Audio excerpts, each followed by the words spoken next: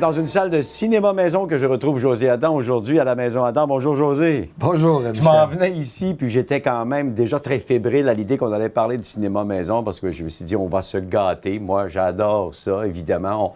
On a tous aimé le cinéma quand on était jeunes, toi et moi. On est allés au cinéma souvent. J'y vais encore aujourd'hui, juste pour m'amuser à comparer. Okay. Puis honnêtement, oui, c'est toujours impressionnant, le grand écran qu'on a dans une salle de cinéma, mais quand je veux vraiment avoir des frissons, c'est quand je vais dans ma propre salle dédiée à mon cinéma maison. Ben oui, on est chez nous, toute la famille en profite, on est relax, ça ajoute au plaisir et au bonheur. Et on voit qu'ici, à la Maison Adam, vous n'avez pas lésiné sur les moyens pour faire vivre ces sensations-là. C'est pour ça qu'on a 4 salles dédiées pour faire des comparaisons. Donc, on prend le temps avec chacun des clients, selon les besoins.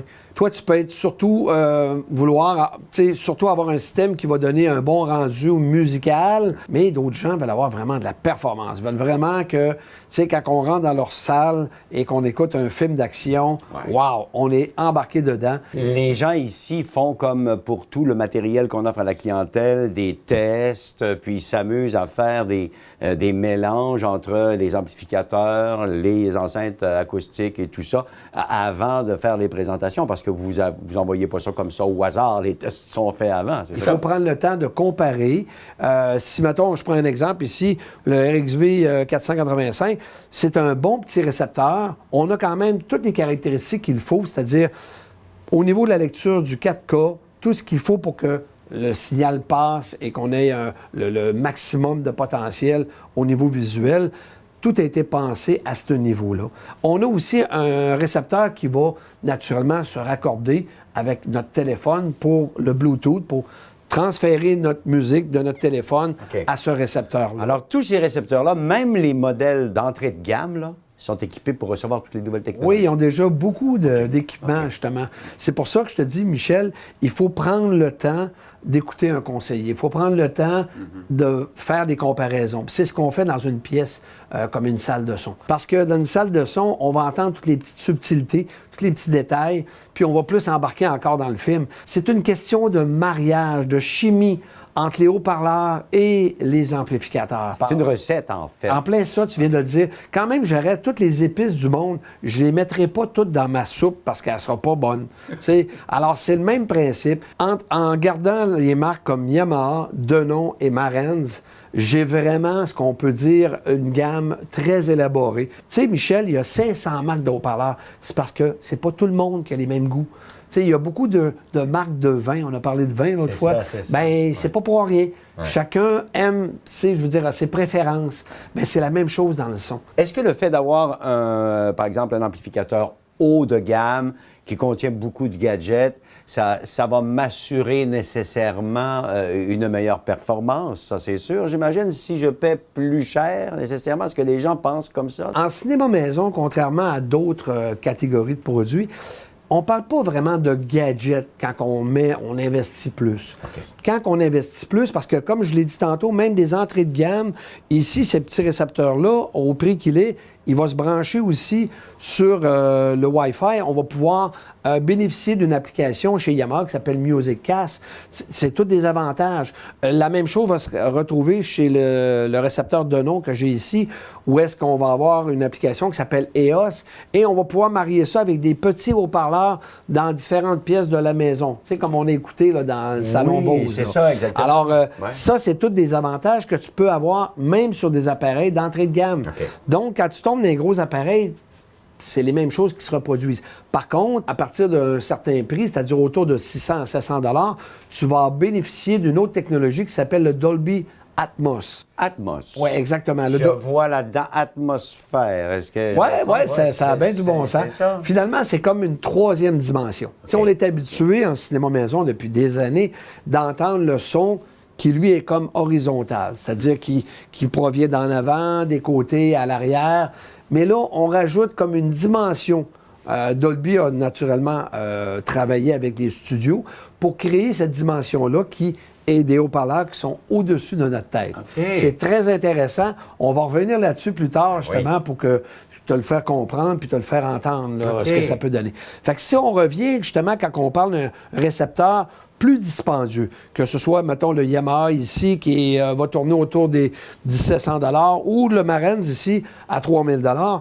Écoute, là, c'est pas j'ai-tu rajouté des gadgets? Non, on a déjà beaucoup de caractéristiques à la base.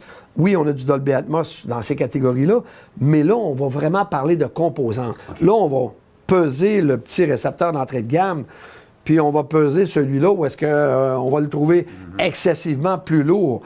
Là, la section qui est pensée pour tout décoder, le signal cinéma maison, le signal Dolby Atmos, toute cette section-là va être mise à part. Okay. Parce que ces amplificateurs-là, surtout les Marantz, une de leurs grosses propriétés, ils sont très musicales. José, il y a quelque chose que j'ai entendu, par exemple, à propos du mariage entre l'amplificateur et les caisses de son. Oui. Il y a une façon de calculer les choses qui, pour les gens, je pense, sera très intéressante, dépendant de l'investissement qu'on met sur l'ampli comparativement à celui qu'on met sur les caisses. Si j'investis, comme ici, mettons, 1000 $ sur un récepteur, un amplificateur, cinéma maison, il faut que je mette au moins le double pour les haut-parleurs. Parfait. Si c'est pas même le triple va être encore mieux. Mais ça minimum 2, maximum peut-être le triple.